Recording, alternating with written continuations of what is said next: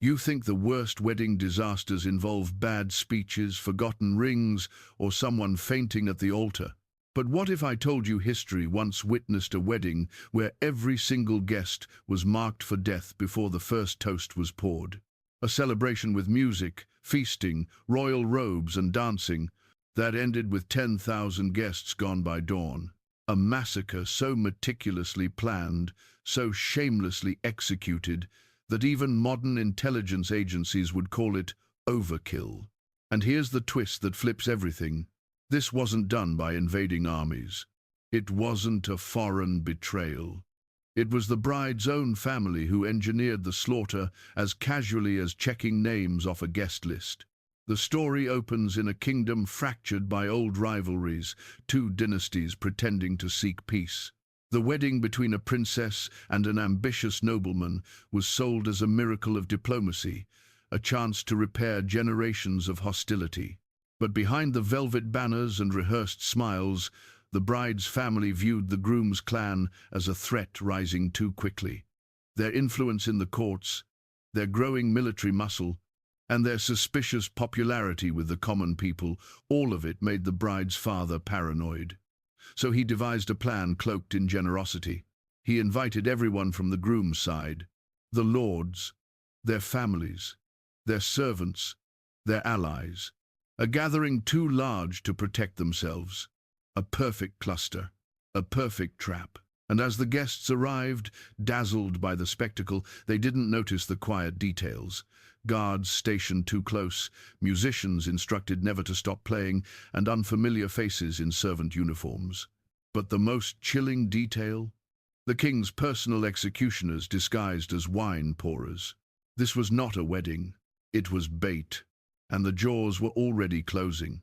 But wait until you hear how the ceremony itself became the trigger. The ceremony began with all the pageantry you'd expect from a royal union.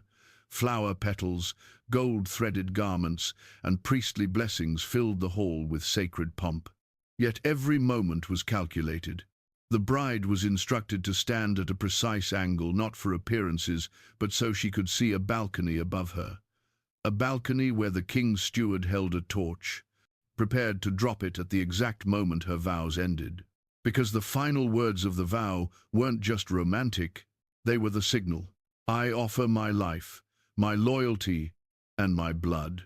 A traditional phrase, but tonight twisted into a death sentence for everyone listening. As soon as the bride spoke the line, the steward dropped the torch into a brazier. The flames flared high, the cue the hidden killers were waiting for. All across the palace, bolts slid into place. Doors locked. Exits sealed. The music swelled louder, purposely drowning out the sound of approaching steel. And the guests, blissfully unaware, raised their cups in celebration. They were cheering their own doom. But if you think the plan was already horrific, you haven't seen how the king weaponized hospitality itself. After the vows, the feast began, an ocean of roasted meats, spiced wine, and exotic fruits designed to overwhelm the senses. It was indulgence on a scale meant to lower defenses, slow reflexes, and dull suspicion. The king insisted every goblet stay full, every plate remain heavy, every guest eat until they could hardly stand. Toasting became a ritual, round after round, and the groom's family, known for their pride, wouldn't dare refuse the king's generosity. But there was a darker layer to this gluttony. The king had personally approved the seating chart. Every ally of the groom was placed far from windows, far from exits, and very close to the king's armed servants. Meanwhile, the bride's family sat near escape routes, far from the center, far from the kill zone, and the groom, placed on a dais elevated for honor, but actually meant to isolate him. It was a feast engineered with mathematical precision, a battlefield disguised as celebration. And when the king raised his final toast, a simple phrase, "May this night last forever," the hall erupted in cheers. But that line wasn't poetic. It was a code. And the moment the goblets touched the table, the massacre began. But before we reached the night's horrific crescendo, You need to know the political obsession that justified it. Why would a ruler slaughter 10,000 of his own people in a single night? Because in his mind he wasn't killing guests. He was eliminating a ticking time bomb. The Groom's clan had grown too powerful, too charismatic. Their influence threatened to overshadow the crown. Some whispered the Groom might eventually challenge the king. Others claimed he could unite the kingdoms in ways the king never could. Whether these rumors were true didn't matter. What mattered was that insecurity metastasized into fanaticism. The king convinced himself every guest was a future conspirator. Every allied family was a dormant rebellion. Every smiling face was a potential knife in his back. And in his paranoia, he believed preemptive slaughter was self-defense. This mindset wasn't unique. History is littered with rulers who'd rather destroy their court than lose control of it. But here, paranoia collided with ceremony. The king weaponized tradition, turned trust into execution, turned hospitality into a cage, and as the paranoia deepened, the brutality escalated. Because now we reach the night's darkest hour. As midnight approached, the palace transformed. Guards changed shifts unusually early, tightening the noose.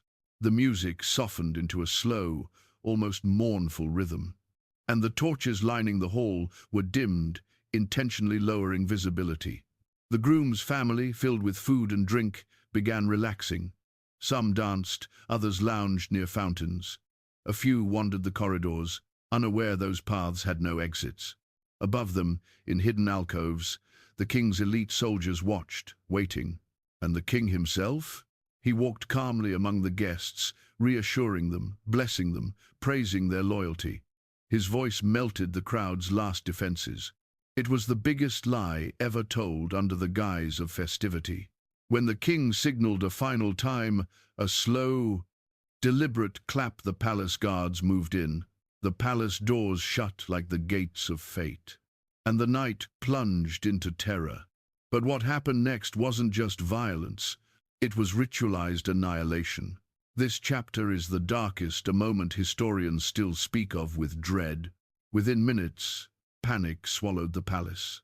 Guests tried to escape but found corridors blocked, courtyards sealed, and even palace gardens surrounded by soldiers. The architecture itself became a trap. Historians describe the final hours as a kingdom devouring its own heart. No one had time to understand why. No one had time to plead. No one had time to run. By dawn, the palace floors were silent, the feasts untouched. Torches burned low, and 10,000 souls were gone. The wedding that was supposed to unite two families instead ended an entire lineage. But the most chilling twist? The bride survived. Now comes the final revelation. Why she lived and what she did next. When dawn broke, the bride sat alone in her chamber, alive, untouched, protected, because she had been part of the plan. Her marriage was never a union. It was a weapon sharpened by her father. But even the king didn't expect her next move. Instead of accepting her new position as the surviving link between families, the bride renounced her father entirely. She fled the kingdom, joined her late husband's surviving allies, and swore vengeance. Her testimony would eventually ignite rebellions, topple alliances, and inspire generations of poets to portray her as a tragic heroine rather than a silent accomplice. In the end, the wedding meant to consolidate power became the spark that weakened the crown. And the kingdom learned a truth carved in horror. This is the legacy of history's bloodiest wedding. It wasn't about romance. It wasn't about peace. It wasn't even about two families. It was about power. How far rulers will go to keep it, how hospitality can be twisted into a weapon, and how celebrations can hide the darkest intentions. We covered the invitations, the vows, the feast, the paranoia, and the night of horror. Each step, a level in a staircase descending toward inevitable tragedy. But here's the modern echo. Even today, power can disguise itself behind smiles, diplomacy, and ceremonies. and trusts the very thing that binds societies remains the easiest thing to exploit. History remembers this wedding not for its beauty, but for its warning. The most dangerous place in a kingdom is the seat closest to the king.